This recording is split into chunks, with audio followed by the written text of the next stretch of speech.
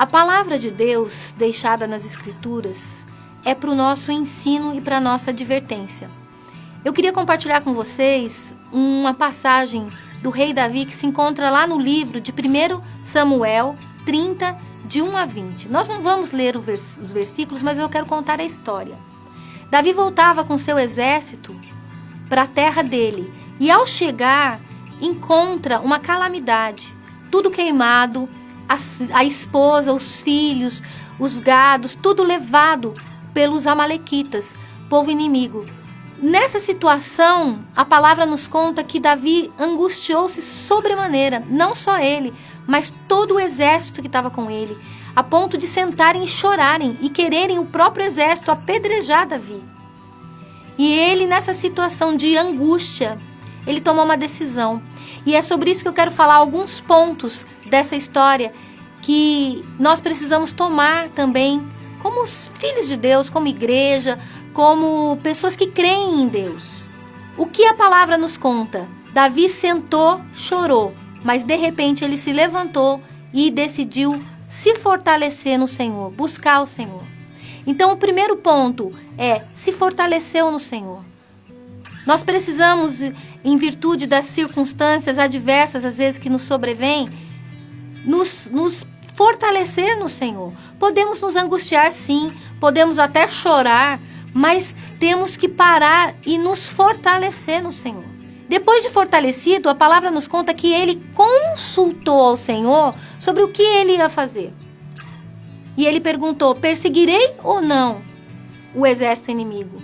E ele recebeu uma resposta: persegue. E esse é o segundo ponto, o segundo passo que nós temos que fazer. Nós precisamos consultar o Senhor. Se falamos que somos de Deus, buscamos a Deus, temos que consultar o Senhor em todo o tempo, em cada situação, não apenas em grandes situações de necessidade, mas em pequenas coisas também. Se vamos comprar algo, se vamos vender algo, o Senhor, existe uma promessa que diz que Ele vai ensinar o caminho que nós devemos seguir. Então, se consultarmos ao Senhor, temos a certeza que Ele vai nos responder com uma paz no coração, com alguma direção. E foi o que Davi fez. Ele consultou ao Senhor. E em resposta, Deus falou: persegue o inimigo. Então, nós vamos para o terceiro ponto. Partiu Davi, a palavra nos diz isso. Partiu Davi. E isso fala de obediência. Quando temos uma resposta de Deus, nós precisamos tomar uma atitude. E assim Davi fez. Quando ele recebeu a ordem, ele partiu. Partiu sem saber para onde ia, mas crendo que Deus ia dirigi-lo. E foi o que Deus fez. Deus colocou um egípcio no caminho dele. Uma pessoa que tinha sido deixada porque estava enferma. E Davi, o exército cuidou desse egípcio. E esse egípcio fazia parte do povo, era escravo do povo que tinha levado cativo as mulheres de Davi. O egípcio mostrou o caminho que eles deviam seguir.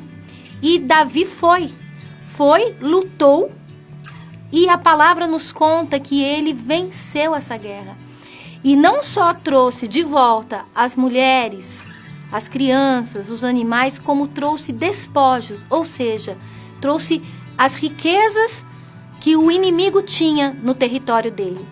Isso traz para as nossas vidas alguns aprendizados. Como eu disse, nós precisamos entender os passos que Davi tomou. Primeiro, ele se fortaleceu no Senhor. Depois, ele consultou a Deus se ele deveria ou não agir. Em resposta a Deus, ele tomou uma atitude e partiu em busca. Quando a gente obedece, Deus dá o caminho. Ele coloca alguém, algo para nos abençoar, para nos dirigir. E foi o que ele fez. E depois disso, ele lutou e ainda trouxe os despojos. Esse é o nosso Deus. Esse é um Deus que não depende de circunstância. Meus amados, quantas vezes nas nossas vidas nós enfrentamos dificuldades, adversidades, de uma hora para outra, como Davi enfrentou.